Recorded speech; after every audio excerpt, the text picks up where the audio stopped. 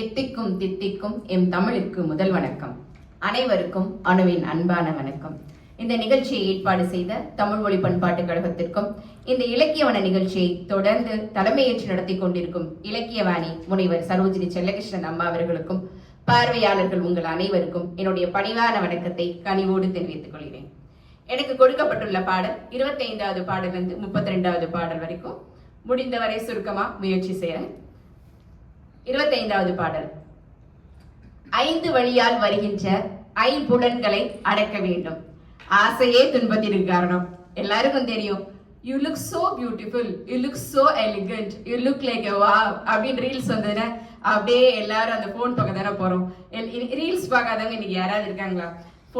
போனையே பார்த்து பேசுறது, போனையே பார்த்து சிரிக்கிறது, போனை பார்த்தே தூங்குறது, இதானே இருக்குது. இந்த ஐம்புலன்களை அடக்கினா நமக்கு நேரமும் சேவ் ஆகும், எல்லாமே இருக்கும். ஆனாலும் நம்ம செய்யறது இல்லை. ஆனா அது இனிமை. அந்த ஐம்புலன்களை அடக்கினால் இனிமை. கையில் நிற்கக்கூடிய பொருளை பெறுவதாக இருந்தாலும் கல்லாதவரை விடுதல் இனிது. எனக்கு இதை கேட்ட உடனே நம்ம இந்தியாவின் தேசத்தந்தை மகாத்மா காந்தி அடிகள் தான் ஞாபகம் வந்தது. எவ்வளவு பெரிய பொருளை கொடுத்தாலும் ஆங்கில அரசாங்கம் பொண்ணு பொருள் இதெல்லாம் நாங்க கொடுக்குறோம்னு சொன்னாங்க.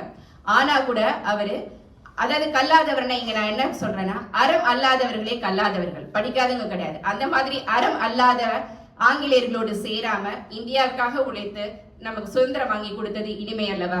அதை தான் இந்த இனிமையை சொல்றோம். இந்த உலகம் நிலையானது என்போரின் நட்பினை கைவிடுதல் இனிது.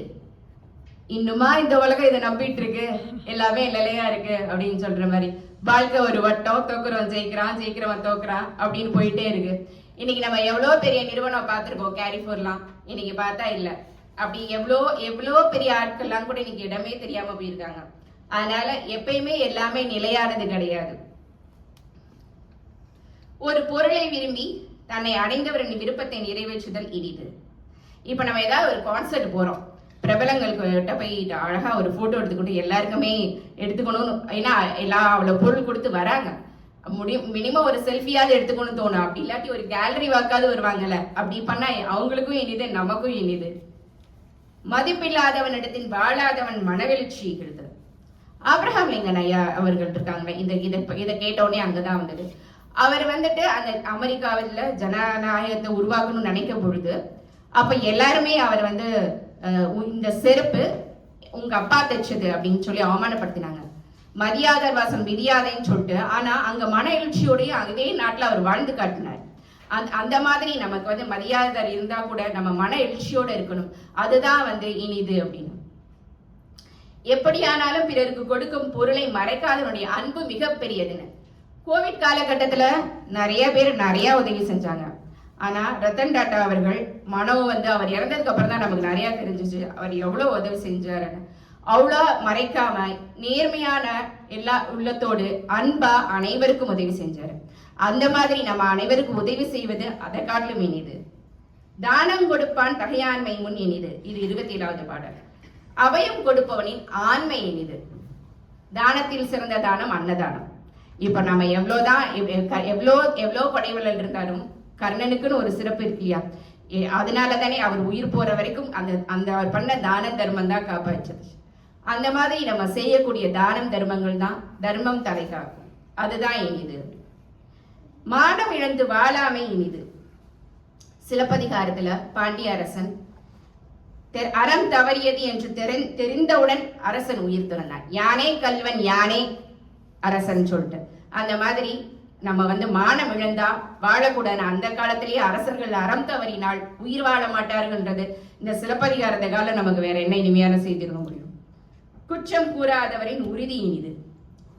ஏதாவது எங்கேயாவது தப்பு நடந்துச்சு அப்படின்னா நல்லது அப்படின்னா அது நமக்கு, தப்புன்னா அடுத்தவங்களுக்கு அப்படிலாம் இல்லாம என்னைக்குமே வந்து எல்லாமே நம்மளே ஏத்துக்கலாம்.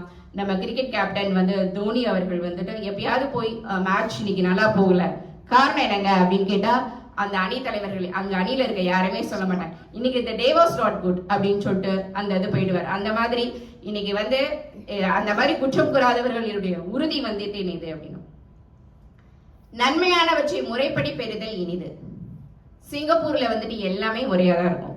இப்ப நம்ம அந்த செகண்டரி ஸ்கூல் ஸ்டூடெண்ட்ஸ் போய் நம்ம கேட்டோம்னா சொல்லுவாங்க, ஐ ஏர்ன் தி ஸ்கூல் அப்படின்னு சொல்லிட்டு.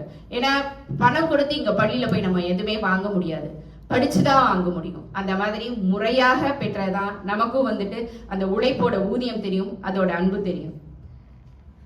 28வது பாடல். ஒரு வேலை செய்ய தெரியாத இடத்துல ஒரு வேலையை கொடுக்காம இனிது. வண்டி ஓட்டவும் தெரியாத பின்னாடி போய் வண்டி ஓட்டு உட்காந்து போனா எப்படி இருக்கும் நமக்கு? எதுவுமே வாழ்க்கைக்கு நம்ம கேரண்டி கிடையாது. அது மாதிரி சமைக்க தெரியாதவங்க கிட்ட சாப்பாடு போட்டா எப்படி இருக்கும்? அந்த மாதிரி தான்.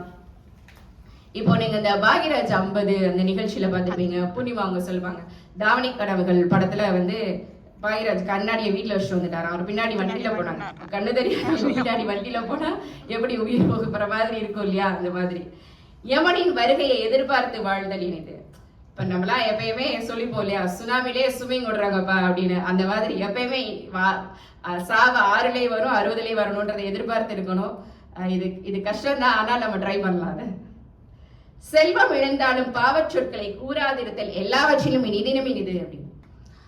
இதை கேட்டவுடனே எனக்கு நெல்சன் மண்டேலா அவர்கள் தான் ஞாபகம் வந்தது. 27 ஆண்டு காலம் சிறையில் இருந்தார். ஆனா அவரை மதிக்காத விஷயங்கள் நிறைய இருந்தது. ஒரு நாள் கூட என்னோட செல்வம் போச்சு, என்னோட அது போச்சு, இது போச்சுன்னு சொல்லி மத்த யாரையுமே பாவம் சேர்க்கக்கூடிய சொற்களை அவர் சொல்லல ஒரு நாளும். அந்த மாதிரி வாழ்தல் இனிது அப்படின்றது. கயவரை கைவிழிந்து வாழ்தல் இனிது. 29வது பாடல். கீழ் மக்களை நீக்கி வாழ்தல் இனிது. ஸ்டீவ் ஜாப் அவர்கள் வந்துட்டு ஆப்பிள்னாலே ஸ்டீவ் ஜாப் தான், ஸ்டீவ் ஜாப்னாலே ஆப்பிள் தான். அந்த நிறுவனத்தை உருவாக்கும் பொழுது அதுக்கு வந்து கான்ட்ரிபியூட் பண்ணாத நிறைய பேர் இருப்பாங்க இல்லையா? அந்த நிறுவனத்துக்கு அந்த இது சேர்க்காதவர்கள், அவர்கள் எல்லாரையும் அவர் வேலையை விட்டு நீக்கினார். இன்னைக்கு வந்துட்டு எவ்வளவு பெரிய நிறுவனமாக வந்திருக்குது. அந்த மாதிரி அதுக்கு வந்து இங்க கீழ் மக்கள் அப்படின்றது நமக்கு கொடுத்த வேலையை செய்யாதவர்கள் தான் கீழ் மக்கள் நான் நினைக்கிறேன். தன் உயர்வினை நினைத்து ஊக்கத்துடன் வாழ்தல் இனிது. நமக்கு இன்னைக்கு வந்து நிறைய கிரிக்கெட் வீரர்கள் இருக்காங்க, இருந்தாலும் சச்சினுக்குன்னு ஒரு இடம் இருக்கு. ஏன்னா ஒவ்வொரு மேட்சும் ஃபர்ஸ்ட் மேட்சா நினைச்சு விளையாடுறவர். அதான் தன்னுடைய வினையையவே உயர்வினையாக நினைத்து ஊக்கத்துடன் வாழ்ந்தாதான் நம்மளும் அப்படி இனிமையாக இருக்க முடியும் அப்படின்றது. வறியவர் என்று இகழ்ந்து புகழ்பட வாழ்தல் இனியதாகும். அன்னை தெரசா அவர்கள் யாரையுமே எவ்வளவு கொடுமையானவங்களாக இருந்தாலும் எவ்வளவு கஷ்டப்பட்டாலும் அவங்கள வந்து இதுவரைக்கும் யாரையும் இழிவாக நினைச்சதில்லை. அதனாலதான் எல்லாருக்கும் அவர் அன்னை தெரசாக இருக்காரு. குஷ்டரோகிகளை கூட தூக்கி வச்சு அவருக்கு இது பண்ணி அவரோட கையில அவர் நன்கொடை கேட்கும் பொழுது எச்சல் கூட தப்பியிருக்காங்க. ஆனா கூட அதெல்லாம் பொருட்படுத்தாது அந்த வறியவர்களுக்காக அவர் வந்து அவ்வளோ செஞ்சார். அதுதான் இனிது அப்படின்னு. 30வது பாடல். நன்றி பயன் தூக்கி வாழ்தல் நனி இனிது அப்படின்னு. ஒருவர் செய்த உதவியினை நினைத்து வாழ்தல் இனிது. நம்ம சூப்பர் ஸ்டார் ரஜினிகாந்த் எடுத்துக்கிட்டோம்னா சந்திரமுகி படத்துல ரிப்பீட் அப்படின்னு வரும் இல்லையா? அதுல வந்து முதல்ல ரிப்பீட் சொல்றது இயக்குனர் வாசு, 2வது சொல்றது நம்ம சூப்பர் ஸ்டார் ரஜினிகாந்த், 3வது சொல்றது ராஜ்பகதூர். அந்த காலத்து நண்பர் அவரு. அப்படியே வந்து அதை இன்னும் வந்து அந்த நட்பை மறக்காம அவர் இது பண்ணார் இல்லையா? நீதி சபையில் நடுநிலை தவறாமல் இருத்தலின் பெருமை நடுது. மனுநீதி கண்ட சூழல். ஒரு பசுக்காக வந்து கம்ப்ளைண்ட் பண்ணது அப்படின்றதுக்காக தன்னோட கன்றுகளை பொருட்படுத்தாம தன் மகனையும் இது பண்ணார். அந்த மாதிரி ஒரு அரசர்கள் அந்த காலத்திலையும் அறம் தவறாது இருந்தார்கள் என்பது இதுவே பெரியது. யாருக்கும் தெரியாது என்று அடைக்கலமாக வந்த பொருளை அபகரித்தல் இனிது அப்படின்னு. ஏவுகணை நாயகன் அப்துல் கலாம் ஐயா அவர்கள், ஏஜிபி அப்துல் கலாம் அவர்கள் கிட்ட அவ்வளோ வந்து பொருட்கள் வந்தது. அவர் நினைச்சிருந்தா என்ன வேணா பண்ணிருக்கலாம். இன்னைக்கும் அவருடைய பிறந்த நாள சுவிட்சர்லாந்துல அறிவியல் தினமாக கொண்டாடப்படுறதுக்கு எவ்வளவோ விஞ்ஞானிகள் இருக்காங்க. இதற்கான காரணம் என்ன? அந்த மாதிரி ஒரு நேர்மையா தன்னிட்ட வந்த பொருளை அபகரிக்காமல் இருப்பதுதான் இனிது. தம்மை அடைக்கலமாக வந்த துன்பத்தை நீக்குவது இனிது அப்படின்னு. நம்ம டூரிஸ்ட் ஃபேமிலி படம் பார்த்தப்போ அவங்க வந்து இலங்கை தமிழ்ல பேசிட்டு யாராவது பேசுறாங்களா அப்படின்னு சொல்லி பார்ப்பாங்க. ஆனா அவங்களை கண்டுபிடிக்காம இருக்கணும்ன்றதுக்காக எல்லா வீட்லயுமே அது இலங்கை தமிழ்ல பேசி இருப்பாங்க. அதான் நம்பினோர் கைவிடப்படுவதில்லை நம் தமிழர்களை. கடன் வாங்கி அது செய்ய வேண்டியதை செய்யாமல் இருக்கக்கூடாது. இப்ப நம்ம கிராமத்துல எல்லாம் பாத்தீங்கன்னா தாய்மாமா சீரு மானூத்து மந்த இல்ல அப்படின்னு பார்த்தா அதெல்லாம் வருஷ கட்டி அப்படியே ஃபுல்லா சீர் வச்சிடுறாங்க இல்லையா? அந்த மாதிரி எவ்வளவு கஷ்டம்னாலும் ஃபுல்லா கடன் வாங்கியாது நம்ம என்ன முறையோ அதை செய்யணும் அப்படின்னு. மிகச்சிறந்த நுட்பமான அறிவுடையவர்களாக இருந்தாலும் ஒரு பொருளை ஆராய்ந்து உறுப்பது இனியது அப்படின்னு. சொல்றதுக்கு முன்னாடி எதையுமே பேசிட்டு தான் சொல்லணும், யோசிச்சுதான் சொல்லணும். ஏன்னா நம்ம கோபத்துல உதிர்க்கிற வார்த்தைகளுக்கு நிறைய ஆயுசு அதிகம். நிறைய சூப்பர் ஸ்டார் ரஜினி அது கூட சொல்லியிருப்பாரு, ஏதோ ஒரு நாள்ல ஒரு வாட்டி கோவத்துல சொன்னதுக்கு அதையே மனசுல வச்சு நிறைய பேர் நிறைய இதை பண்றாங்க இல்லையா. நிறைவான பாடல் 32வது பாடல். கற்றறிந்தவர்களின் கூறும் கர்ம பயன் இனியதாகும் அப்படின்னு. கற்றறிந்தவர்கள்னா எனக்கு இலக்கியவாணி சரோஜினி செல்லகிருஷ்ணன் அம்மா தான். இலக்கியவனத்துல அவங்க சொல்ற ஒவ்வொரு சொற்களும் ஒவ்வொரு இதுவுமே அவ்வளோ இனிமையானதாக இருக்கும். 4 ஆண்டுகளாக அவர்களிடம் கற்றதும் பெற்றதும் அதிகம், இனியவான சொற்கள் அதிகம். அன்பில்லாத அரசனின் கீழ் வாழாதிருத்தல் இனியதாகும். கம்பன் சொன்னார் இல்லையா, மன்னவனும் நீயோ வடநாடும் நீயோ உன்னை அறிந்தார் தமிழை ஓதினேன் விரைந்தேற்றுக் கொள்ளாத வேந்தன் உண்டோ அப்படின்னு சொல்லிட்டு போயிட்டார் இல்லையா. அன்பில்லைன்னா அந்த அரசனிடத்துல வாழ வேணாம். அதுதான் எவ்வளவு பெரியவராக இருந்தாலும் அன்பில்லாட்டி அங்கு வாழாமல் இருத்தல் இனிது அப்படின்னு சொல்லிட்டு சொன்ன கவி சக்கரவர்த்தி கம்பன் தான் ஞாபகம் வந்தது.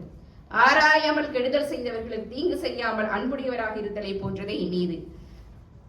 நம்ம தெரிஞ்சோ தெரியாம எவ்வளவோ தப்பு செஞ்சிருப்போம், ஆனாலும் அதை பொருட்படுத்தாம அப்பப்ப நம்மளை பொறுத்து கொள்ற நம்ம ஹரிகிருஷ்ணன் ஐயாவாகட்டும், நம்ம வசந்தராஜ் அம்மா அவர்களாகட்டும், பத்மினி அம்மா அவர்களாகட்டும், அந்த மாதிரியான பொறுமை இனிது இனிது என்று கொடுத்து இந்த இனிமையான வாய்ப்பை இன்று வாய்ப்பு கொடுத்த அனைவருக்கும் என்ன இனிமையான நன்றியை கூறி விடைபெறுகிறேன். நன்றி, வணக்கம்.